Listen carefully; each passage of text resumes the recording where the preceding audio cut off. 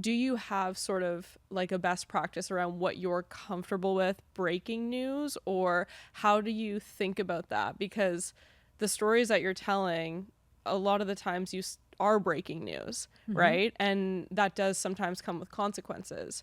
I don't think the difference is between breaking news or doing stories that have already been told. It's for me, it's more about what type of journalism am I doing? Am I doing gotcha journalism, where I'm going to show in the house of a drug trafficker or a scammer with a camera, and I'm going to expose him? That's not the type of journalism that I do. I mean, that's law enforcement's job, in my opinion. My job as a journalist is to expose the problem, the tactics, the reality of these undergrounds and these black markets, but not expose the people. Because in many ways, I think we learn much more, and it's much more helpful for all of us if I can gain access and try to understand why people do what they do, right? And that's why it takes so long. I want them to trust me.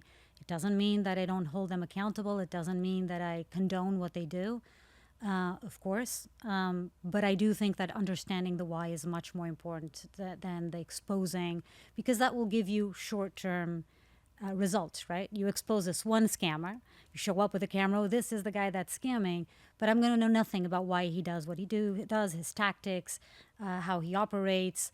And so being able to actually sit down with him and have a 1 hour, 2 hour, several hour conversation with a person to understand that world is, think, a much better use of my time and of, and of the audiences, our audience as well.